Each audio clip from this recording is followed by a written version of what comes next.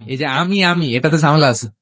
আল্লাহ তাআলা মুসা আলাইহিস সালামকে বললেন, মুসা তুমি যে বলছো তুমি জ্ঞানী, না তুমি জ্ঞানী না, তোমার চেয়ে বড় জ্ঞানী আছে। ঈসা আলাইহিস সালাম বলে, তাই নাকি? আমার চেয়ে বড় জ্ঞানী কে?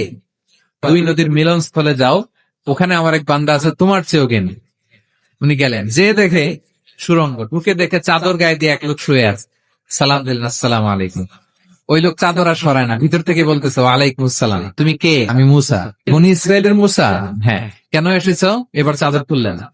বলতেছে, আপনার কাছ থেকে কিছু শিখতে আসছি। আল্লাহ বলছে, আপনি নাকি সবচেয়ে বড় জ্ঞানী, তুমি আমার জ্ঞান নিতে পারবে না। ওই ধৈর্য শক্তি তোমার নাই। মুসা আলাইহিস সালাম জোর করতে লাগলেন।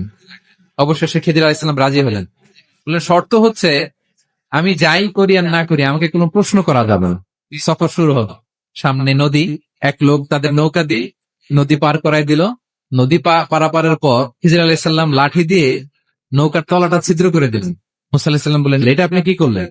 খিজির আলাইহিস সালাম বলছে, এই যে আমি বলছিলাম না ধৈর্য ধারণ করতে পারবো না, যাও তোমার রাস্তায় তুমি, আমার রাস্তায় নিও। মুসা আলাইহিস সালাম আবার ক্ষমা চাচ্ছেন যে আপনি আমার ক্ষমা করেন, আমি তো ভুলে গেছি। চলতে লাগলেন। হঠাৎ বাচ্চারা খেলতেছে, এক বাচ্চাকে ধরে হত্যা করলেন খিজির আলাইহিস সালাম।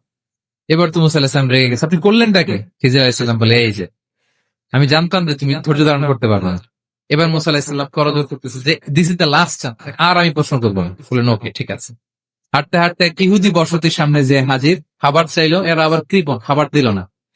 তো খিজির আলাইহিস সালাম বললেন, ঠিক আছে, খাবার যেটা দিচ্ছেন আমরা চলে যাই। যাওয়ার পথে দেখতেছে এই এলাকার একটা দেয়াল ভেঙে পড়ে যাবে। তিনি বললেন, মুসা চলো এটা ঠিক করে দেই। দুইজন মিলে প্রচন্ড ক্ষুধায় এটা সেটা এনে দেয়ালটা তৈরি করতে, তিনি এবার আর প্রশ্ন করেন, বলতেছে, ও এত কিপটামি করলো আর আপনি এটা করে দিলেন, আপনি তো চাইলে এটা টাকা নিতে পারতেন। এই কথা বলার পর খিজির আলাইহিস সালাম বলেন, এতটুকু তোমাকে আমি বলি, আল্লাহর আদেশে আমি করেছি।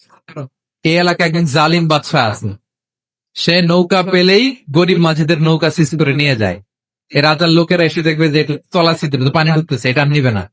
মুসা আলাইহিস সালাম বলে, সুবহানাল্লাহ, তাই তো, এটা তো আমি বুঝতে পারি নাই। আর ওই ছোট শিশুটাকে হত্যা করছি, ও অনেক বড় জালিম হবে, সে তার মা বাবাকেও জাহান্নামে নিবে, এটা আল্লাহর আদেশে আমি তাকে হত্যা করেছি। তাহলে ওইটা বলে, খাবারও দিল না, এদের দেয়াল কেন ঠিক করতে গেল না? তখন তিনি বললেন যে আসলে এটা একটা ইয়াতীমদের ঘর ছিল, আর এই দেয়ালের নিচে আছে গুপ্তধন। এই দেয়ালটা পড়ে যাবে, এই গুপ্তধন তারা ছোট মানুষ নিতে পারবে না, এলাকাবাসী তাদেরকে বঞ্চিত করে নিয়ে যাবে। So আমি দেয়াল গড়ে দিলাম যাতে করে তারা যখন প্রাপ্তবয়স্ক হয় নিজেদের সম্পদ নিজেরা বুঝে নিতে পারে। সুবহানাল্লাহি ওয়া বিহামদিহি।